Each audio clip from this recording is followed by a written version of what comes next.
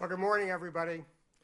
It's really a great honor for me to welcome Secretary of State Antony Blinken as our inaugural speaker in this magnificent auditorium and our new home for SAIS and Johns Hopkins at 555 Pennsylvania Avenue. It's especially fitting that our first speaker here be the U.S. Secretary of State. From our beginning, SAIS has been committed to close ties between the world of ideas and the world of action, the vision that inspired our founders, Paul Nitze and Christian Herter, and continues to guide us today. It's also fitting that Secretary Blinken be here under the auspices of the Brzezinski Lecture Series. Most of you know Dr. Brzezinski for his service as Jimmy Carter's National Security Advisor. But for us at SAIS, he was an esteemed colleague, serving as a senior research professor of international relations beginning in 1989. Established in his honor with the support of the Stavros Niarchos Foundation, the Brzezinski Lecture Series brings the world's most preeminent thinkers to our campus to reflect on the application of statecraft to address the growing international challenges of our time. It was my great privilege to know Zbig as a mentor and a friend during my own years of service in government, and to benefit from his experience and his insights. And so I'm especially delighted that Ian Brzezinski is here today with us, my good friend and colleague, representing the Brzezinski family. Secretary Blinken is the embodiment of the spirit of the Brzezinski Lectures. For 3 decades, he has been at the very heart of crafting U.S. policy toward a dynamic and changing world. From his days in the Clinton administration at State and the White House, to his years on Capitol Hill on the Senate Foreign Relations Committee, to his work under President Obama as Deputy National Security Advisor and Deputy Secretary of State. Pretty cool jobs, if you ask me. We're also delighted that Secretary Blinken spent time here as our colleague, as a distinguished scholar at SAIS during his time out of office. Now he stands at the pinnacle of U.S. diplomacy as our envoy to the world and advocate for the concerns of Americans everywhere. It's quite a record of achievement, but all this pales in comparison to his greatest achievement, his partnership with his spouse, Evan Ryan, Cabinet Secretary to President Biden, and distinguished SAIS grad. It's been a great honor and privilege for me to have been able to work with Secretary Blinken for the past 30 years since our time together under President Clinton, and to welcome him here today to Johns Hopkins and SAIS.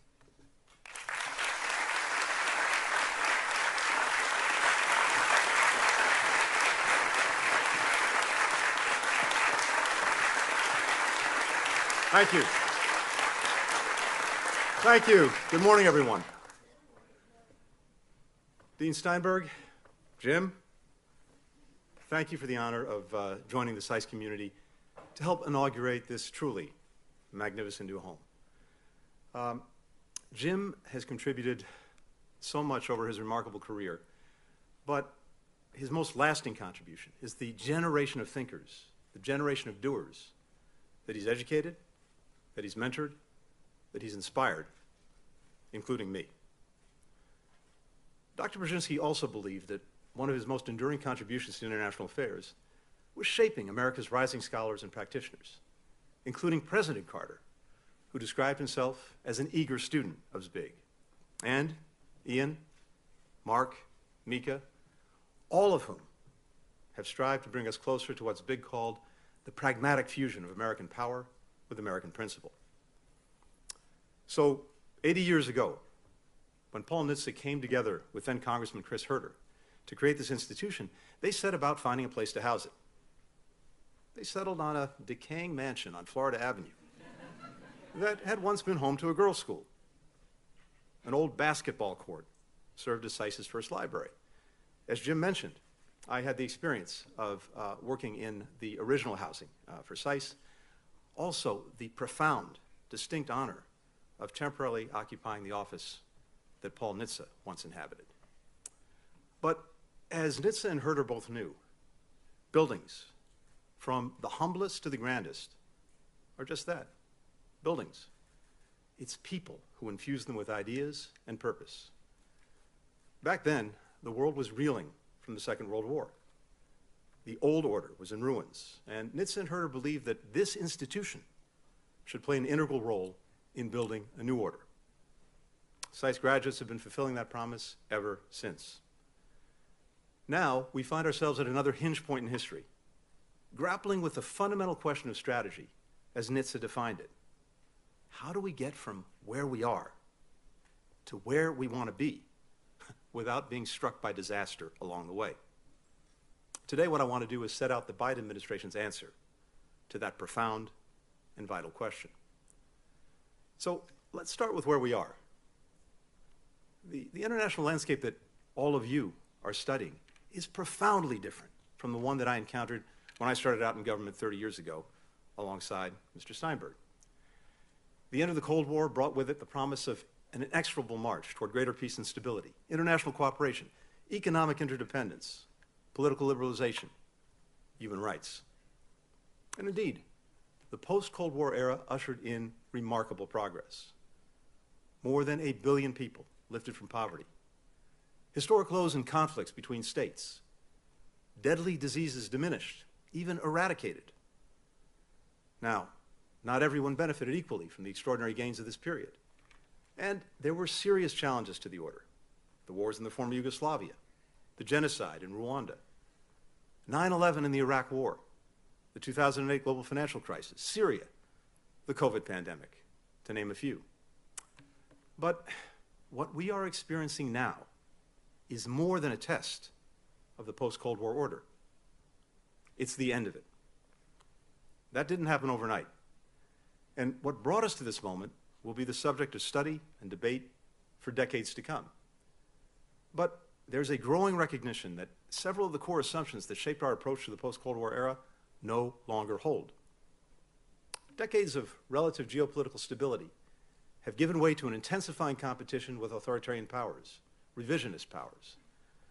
Russia's war of aggression in Ukraine is the most immediate, the most acute threat to the international order, enshrined in the UN Charter, and its core principles of sovereignty, territorial integrity and independence for nations, and universal indivisible human rights for individuals. Meanwhile, the People's Republic of China poses the most significant long-term challenge because it not only aspires to reshape the international order, it increasingly has the economic, the diplomatic, the military, the technological power to do just that. And Beijing and Moscow are working together to make the world safe for autocracy through their no-limits partnership. As this competition ramps up, many countries are hedging their bets. The influence of non-state actors is growing, from corporations whose resources rival those of national governments, to NGOs providing services to hundreds of millions of people, to terrorists with the capacity to inflict catastrophic harm, to transnational criminal organizations trafficking illicit drugs, weapons, human beings. Forging international cooperation has gotten more complex, not only because of rising geopolitical tensions, but also because of the mammoth scale of global problems like the climate crisis, food insecurity, mass migration and displacement. Countries and citizens are losing faith in the international economic order. Their confidence rattled by systemic flaws. A handful of governments that use rule-shattering subsidies, stolen IP, and other market-distorting practices to gain an unfair advantage in key sectors. Technology and globalization that hollowed out and displaced entire industries, and policies that failed to do enough to help out the workers and communities that were left behind. And inequality that has skyrocketed. Between 1980 and 2020, the richest 0.1% accumulated the same wealth as the poorest 50%. The longer these disparities persist, the more distrust and disillusionment they fuel in people who feel the system is not giving them a fair shake. And the more they exacerbate other drivers of political polarization, amplified by algorithms that reinforce our biases, rather than allowing the best ideas to rise to the top. More democracies are under threat, challenged from the inside by elected leaders who exploit resentments and stoke fears, erode independent judiciaries in the media, enrich cronies, crack down on civil society and political opposition, and challenged from the outside by autocrats who spread disinformation, who weaponize corruption, who meddle in elections. any single one of these developments would have posed a serious challenge to the post-Cold War order. Together, they've upended it. So, we find ourselves at what President Biden calls an inflection point. One era is ending, a new one is beginning. And the decisions that we make now will shape the future for decades to come. The United States is leading in this pivotal period from a position of strength. Strength grounded in both our humility and our confidence. Humility because we face challenges that no one country can address alone. Because we know we will have to earn the trust of a number of countries and citizens for whom the old order failed to deliver on many of its promises. Because we recognize that leadership starts with listening and understanding shared problems from the perspective of others so that we can find common ground. And because we face profound challenges at home, which we must overcome if we're going to lead abroad. But confidence, because we've proven time and again that when America comes together, we can do anything. Because no nation on earth has a greater capacity to mobilize others in common cause. Because our ongoing endeavor to form a more perfect union allows us to fix our flaws and renew our democracy from within. And because our vision for the future, a world that is open, free, prosperous, and secure, that vision is not America's alone, but the enduring aspiration of people in every nation, on every continent. A world where individuals are free in their daily lives and can shape their own futures, their communities, their countries. A world where every nation can choose its own path and its own partners. A world where goods, ideas, and individuals can flow freely and lawfully across land, sea, sky, and cyberspace, where technology is used to empower people, not to divide, surveil, and repress them. A world where the global economy is defined by fair competition, openness, transparency, and where prosperity is not measured only in how much countries' economies grow, but how many people share in that growth. A world that generates a race to the top in labor and environmental standards, in health, education, infrastructure, technology, security, and opportunity. A world where international law and the core principles of the UN Charter are upheld and where universal human rights are respected. We'll advance this vision guided by a sense of enlightened self-interest that has long animated U.S. leadership at its best. We helped build the international order after World War II and invested in the progress of other nations and people because we recognized that it would serve humanity's interest, but also our own. We understood that even as the most powerful nation on earth, forging shared global rules, accepting certain constraints, and supporting the success of others would ultimately make the American people more prosperous, more peaceful, more secure. It still does. Indeed, America's enlightened self-interest in preserving and strengthening this order has never been greater. Now, our competitors have a fundamentally different vision. They see a world defined by a single imperative: regime preservation and enrichment. A world where authoritarians are free to control, coerce, and crush their people, their neighbors, and anyone else standing in the way of this all-consuming goal. Our competitors claim that the existing order is a Western imposition, when in fact the norms and values that anchor it are universal in aspiration and enshrined in international law that they've signed on to. They claim that what governments do within their borders is their business alone, and that human rights are subjective values that vary from one society to another. They believe that big countries are entitled to spheres of influence, that power and proximity give them the prerogative to dictate their choices to others. The contrast between these two visions could not be clearer, and the stakes of the competition we face could not be higher for the world and for the American people. When President Biden asked me to serve as Secretary of State, he made clear that my job was to deliver, first and foremost, for the American people. And he insisted that we answer two fundamental questions. How can America's engagement abroad make us stronger here at home? And how can we leverage America's renewal at home to make us stronger in the world? Our answers to those questions have guided President Biden's strategy since day one. We started by investing in ourselves at home, so the U.S. is in the strongest position to compete and to lead in the world. As George Kennan reminds us, much depends on the health and vigor of our own society. And President Biden and our Congress have made America's biggest investments, in generations in shoring up our health and vigor. We're upgrading infrastructure, boosting research, bolstering the key industries and technologies of the 21st century, recharging our manufacturing base, leading the global energy transition. More than at any point in my career, in my lifetime, our domestic and foreign policy are fully integrated.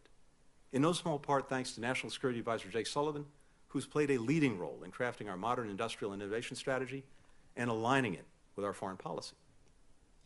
Our domestic renewal reinforces and is reinforced by American leadership in the world.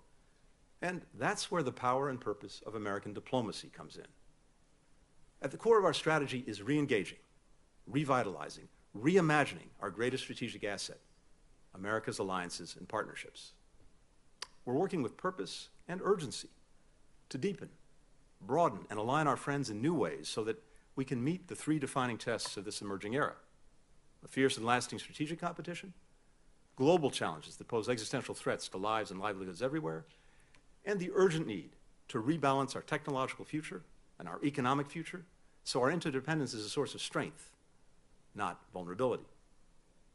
We're doing this through what I like to call diplomatic variable geometry. We start with the problem that we need to solve, and we work back from there, assembling the group of partners that's the right size and the right shape to address it. We're intentional about determining the combination that's truly fit for purpose. These coalitions don't exist in a vacuum. Creating and strengthening any one group brings capabilities that can be used across America's vast network of partners. And the more coalitions we build, the more we can find new synergies between and among them, including in ways that we may not have fully anticipated. And together, the whole becomes much greater than the sum of the parts. Fellow democracies have always been our first port of call for cooperation. They always will be. That's why President Biden convened 2 summits for democracy to bring together leaders from democracies, big and small, emerging and established, to tackle the shared challenges we face. But on certain priorities, if we go it alone or only with our democratic friends, we will come up short. Many issues demand a broader set of potential partners, with the added benefit of building stronger relationships with more countries. So, we're determined to work with any country, including those with whom we disagree on important issues, so long as they want to deliver for their citizens, contribute to solving shared challenges, and uphold the international norms that we built together. This involves more than just partnering with national governments, but also local governments, civil society, the private sector, academia, and citizens, especially young leaders. This is the heart of our strategy, to get from where we are to where we need to be. And we're pursuing it in 4 principal ways. First, we're renewing and deepening our alliances and partnerships and forging new ones. Go back just a few years, and some were openly questioning the capabilities and relevance of NATO and America's own commitment to it. Today, the alliance is bigger, stronger, more united than ever. We've added an incredibly capable new member in Finland. Sweden will join soon, and NATO's doors remain open. We've enhanced our deterrence and defense, including adding 4 new multinational battalions to NATO's eastern flank, and increasing defense investments to address emerging challenges from cyber attacks to climate change. We're transforming the G7 into the steering committee for the world's most advanced democracies, combining our political and economic muscle to not only address the issues affecting our people, but also to offer countries outside the G7 better ways to deliver for their people. We've raised the level of ambition in our relationship with the European Union. Together, we account for 40% of the global economy. We're using that power to shape our technological and economic future to reflect our shared democratic values. We're taking critical bilateral relationships to a new level. Our decades-long alliance with Japan is stronger and more consequential than ever, reaching new frontiers from space to quantum computing. We signed the Washington Declaration with the Republic of Korea, bolstering our cooperation to deter threats from North Korea, and the Jerusalem Declaration with Israel, reaffirming our commitment to Israel's security and to using all elements of U.S. power to ensure that Iran never acquires a nuclear weapon. We agreed to new basing and posture arrangements with allies Australia and the Philippines. The U.S.-India strategic partnership has never been more dynamic, as we team up on everything from advanced semiconductors to defense cooperation. And just a few days ago, in Hanoi, President Biden cemented a new comprehensive strategic partnership with Vietnam. We've galvanized regional integration. In the Middle East, we've deepened both recent and decades-old relations between Israel and Arab states, and we're working to foster new ones, including with Saudi Arabia. In our own hemisphere, which is experiencing the greatest mass migration and displacement in its history, we've rallied 20 countries and counting around a regional strategy to ensure safe, orderly, and humane migration, while also addressing the root causes that are driving people from their homes in the first place. And President Biden has hosted summits with leaders from the Americas, Southeast Asia, Africa, the Pacific Island countries, to drive transformational partnerships. Second, we're weaving together our alliances and partnerships in innovative and mutually reinforcing ways across issues and across continents. Just consider for a minute all the ways that we've rallied different combinations of allies and partners to support Ukraine in the face of Russia's full-scale aggression. With Secretary of Defense Austin's leadership, more than 50 countries are cooperating to support Ukraine's defense and build a Ukrainian military strong enough to deter and beat back future attacks. We've aligned scores of countries in imposing an unprecedented set of sanctions, export controls, and other economic costs on Russia. On multiple occasions, we've marshaled 140 nations at the United Nations, more than two-thirds of all the member states, to affirm Ukraine's sovereignty and territorial integrity and condemn Russia's aggression and atrocities. We've rallied donors, philanthropies, humanitarian groups to get life-saving assistance to millions of displaced Ukrainians. We coordinated the G7, the European Union, and dozens more countries to support Ukraine's economy, to build back its energy grid, more than half of which Russia has destroyed. That's what variable geometry looks like. For every problem, we're assembling a fit-for-purpose coalition. Because of the remarkable bravery and resilience of the Ukrainian people and our support, Putin's war continues to be a strategic failure for Russia. Our goal is to ensure Ukraine not only survives, but thrives as a vibrant, prosperous democracy, so that Ukrainians can write their own future and stand on their own. Some once saw threats to the international order as confined to one region or another. Not anymore. Russia's invasion has made clear an attack on the international order anywhere will hurt people everywhere. We've seized on this recognition to bring our transatlantic and Indo-Pacific allies closer together in defending our shared security, prosperity, and freedom.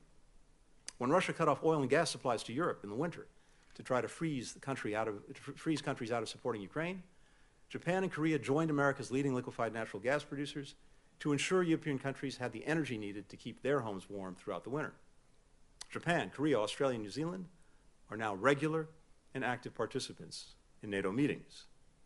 Meanwhile, European countries, Canada, and others have joined our allies and partners in Asia in sharpening their tools to push back against the PRC's economic coercion.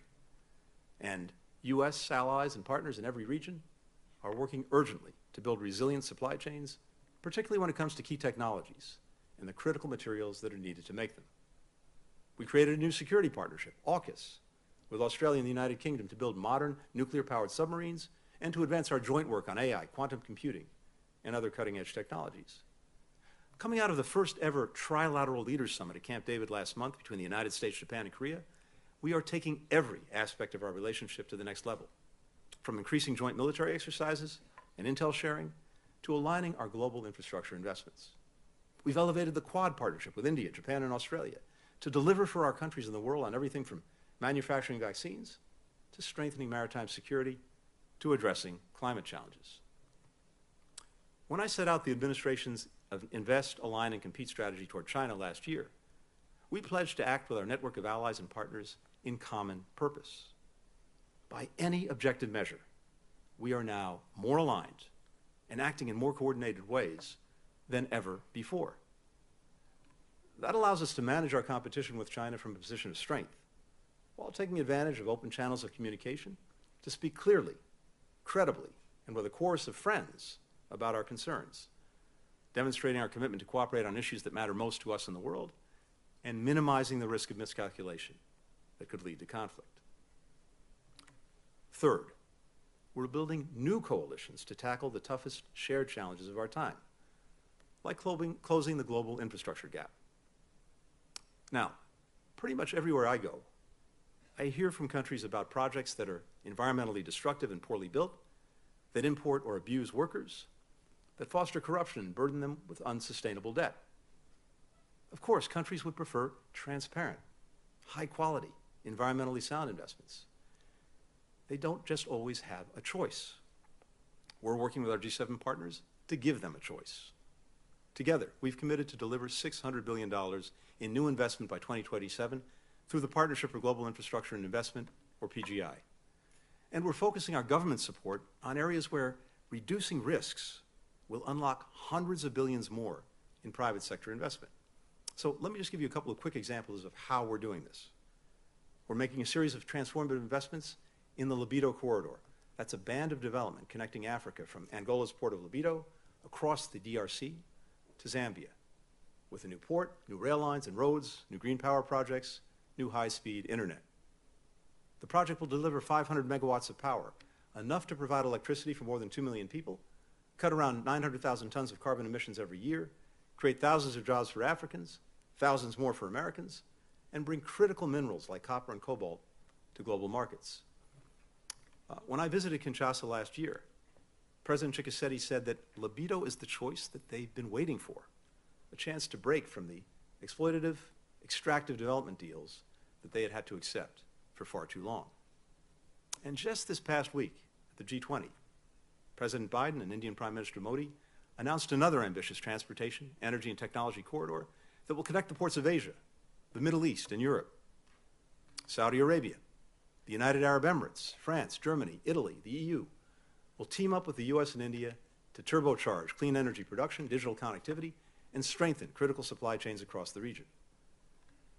These and other efforts to build infrastructure in developing countries are ultimately investments in our own future, creating more stable, prosperous partners for the United States, more markets for American workers, businesses, and investors, and a more sustainable planet for our children. Making a stronger offer for our partners is a good deal for America, too. The same is true for our leadership to address the global food crisis. More than 700 million people worldwide face food insecurity, fueled by COVID, climate, and conflict, exacerbated now by Russia blocking the flow of grain from Ukraine, the world's breadbasket.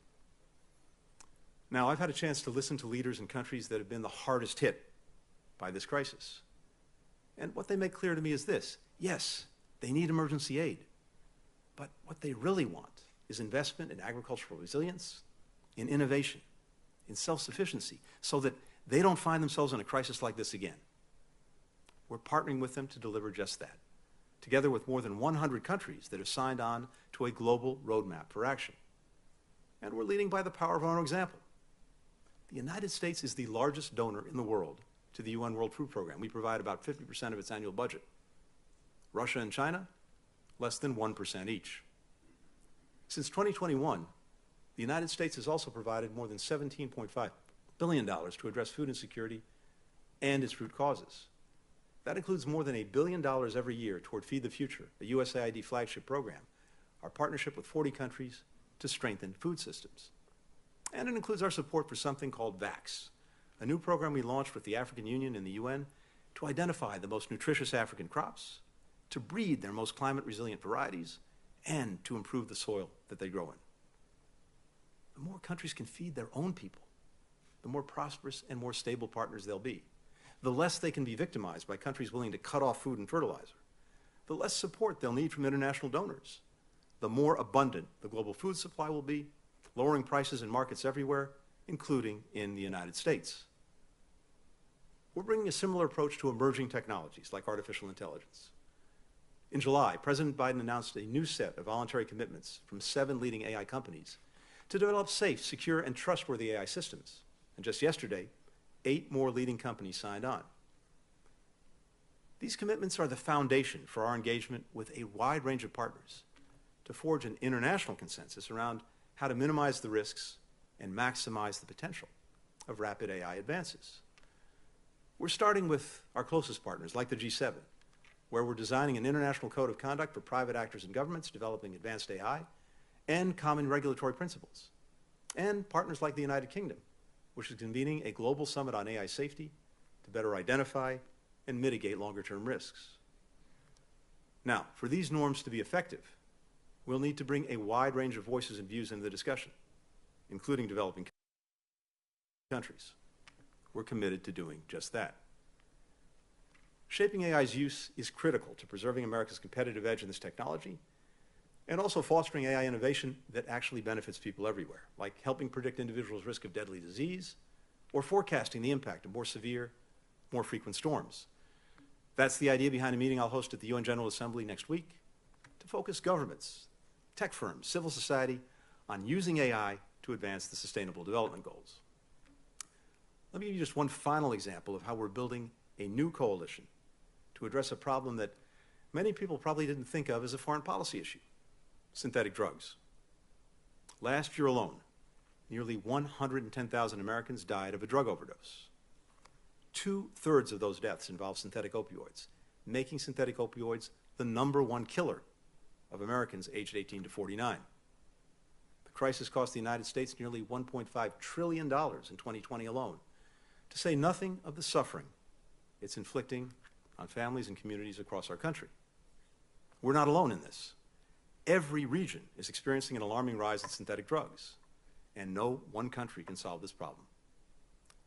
That's why we created a new global coalition to prevent the illicit manufacturing and trafficking of synthetic drugs, to detect emerging threats and patterns of use, to advance public health responses. More than 100 governments and a dozen international organizations have joined that coalition. Together, we're aligning joint priorities, identifying effective policies, integrating healthcare providers, chemical manufacturers, social media platforms, and other key stakeholders in our efforts. We'll meet next week in New York to broaden this work. Of course, these are far from the only areas where we're building or sustaining coalitions. We're also using them to address security threats, from the multinational task force we set up to protect the ships crossing the Straits of Hormuz, to the long-standing coalition of countries that we created to defeat ISIS. We continue to partner with governments, with regional organizations, citizens, to press for diplomatic solutions to conflicts new and old, from Ethiopia and Eastern DRC, to Armenia and Azerbaijan, to Yemen, where we help forge and maintain a delicate truce. Our mediation helped Israel and Lebanon reach a historic agreement to establish a maritime boundary between their countries, enabling the development of significant energy reserves to the benefit of people in both countries and beyond. The more we bring together allies and partners to make real progress on critical issues like infrastructure, like food security, like AI, like synthetic drugs, like conflicts new and old, the more we demonstrate the strength of our offer.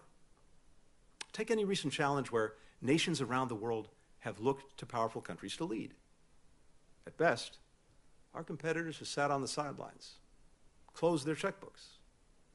At worst, they've made bad problems even worse and profited from others' suffering, extracting political concessions in order to sell countries vaccines, deploying mercenaries who make unstable places less secure, plunder local resources, and commit atrocities, turning people's basic needs for heat, for gas, for food, for technology, into a cudgel to threaten and coerce them. At this critical inflection point, we're showing countries who we are. So are our competitors. Finally, we're bringing our old and new coalitions together to strengthen the international institutions that are vital to tackling global challenges. That starts with showing up. When the United States has a seat at the table, we can shape the international institutions and the norms that they produce to reflect the interests and values of the American people and advance our vision for the future. Upon taking office, President Biden moved swiftly to rejoin the Paris Climate Accords, the World Health Organization. We won back a seat on the UN Human Rights Council. We recently rejoined UNESCO, the United Nations educational, scientific, and cultural organization that will play a role in shaping the norms that define artificial intelligence. We've competed intensely to elect the most qualified leaders to head international standard-setting agencies like the UN International Telecommunications Union and the International Organization for Migration. Not only were the two Americans who won these races the best candidates for the job, each is also the first woman to lead her respective institution. Now, however imperfect these institutions may be, there's no substitute for the legitimacy and capabilities that they bring to bear on issues that matter to our people. So we have an abiding self-interest in working through them and in making them work better. And not just for the United States, but for everyone. The more people and nations around the world see the UN and organizations like it representing their interests, their values, their hopes, the more effective these institutions will be, and the more we can rely on them. That's why we put forward an affirmative vision for expanding the UN Security Council to incorporate more geographically diverse perspectives, including new permanent and non-permanent members from Africa and Latin America and the Caribbean. With Secretary Yellen's leadership, we're making a major push to revitalize and reform the multilateral development banks so that they can meet the pressing needs of low and middle income countries who are facing a perfect storm of challenges. The growing impact of the climate crisis, economic fallout from COVID, inflation, and crushing debt. President Biden is working with Congress to unlock new lending capacity for the World Bank and the International Monetary Fund to provide more financing at cheaper rates for investment in climate mitigation, in public health, and other critical issues in these countries. Together, these U.S.-led initiatives would generate nearly $50 billion in lending for low and middle-income countries. And with our strong push, the World Bank will soon enable countries to defer debt payments after climate shocks and natural disasters. When we strengthen international institutions, and when they deliver on their core promises to ensure security, to expand opportunity, to protect rights, we build a broader coalition of citizens and countries who see the international order as something that improves their lives in real ways and deserves to be upheld and defended. So, when the Beijings and Moscows of the world try to rewrite or rip down the pillars of the multilateral system, when they falsely claim that the order exists merely to advance the interests of the West at the expense of the rest, a growing global chorus of nations and people will say, and stand up to say, no, the system you're trying to change is our system. It serves our interests. And just as important, when our fellow Americans ask what we are getting in return for our investments abroad, we can point to tangible benefits for American families and communities, even as we spend less than 1% of our federal budget on diplomacy and global development. Those benefits include more markets for American workers and businesses, more affordable goods for American consumers, more reliable food and energy supplies for American households, leading to lower prices at the pump and the dinner table, more robust health systems that can arrest and roll back deadly disease before it spreads to the United States, more allies and partners who are more effective in deterring aggression and addressing with us global challenges. For these and so many other reasons, America's return on the international order far exceeds our investment in it. In this pivotal time, America's global leadership is not a burden. It's a necessity to safeguard our freedom, our democracy, and our security, to create opportunities for American workers and businesses, to improve the lives of American citizens. Dean Acheson, who led the State Department after the Second World War, observed in his account of that period, President of the Creation, that, and I quote, "History is written backwards, but it's lived forwards." Acheson was writing about a different inflection point, of course, but his words hold true for every period of profound uncertainty and change, including our current one. In retrospect, the right decisions tend to look obvious, the end results almost inevitable. They never are. In real time, it's a fog. Rules that had provided a sense of order, stability, and predictability can no longer be taken for granted. There are risks inherent in every course of action, currents beyond our control, countless lives at stake. And yet, even in such times, indeed, especially in these times, policymakers don't have the luxury of waiting for the fog to lift before choosing a course. We must act, and act decisively. We must live history forward, as Acheson did, as Brzezinski did, as have all the other great strategists who've guided America through these hinged moments. We must put our hand on the rudder of history and chart a path forward, guided by the things that are certain, even in uncertain times: our principles, our partners, our vision for where we want to go, so that when the fog lifts, the world that emerges tilts toward freedom, toward peace, toward an international community capable of rising to the challenges of this time. No one understands this better than President Biden. And America is in a significantly stronger position in the world than it was 2.5 years ago because of the actions that he's taken. I'm convinced that decades from now, when the history of this period is written, maybe by some of you, it will show that the way we acted, decisively, strategically, with humility and confidence, to reimagine the power and purpose of U.S. diplomacy, we secured America's future, we delivered for our people, we laid the foundation for a more free, a more open, a more prosperous era for the American people and for people around the world. Thanks very much for listening. Thank you. Thank you.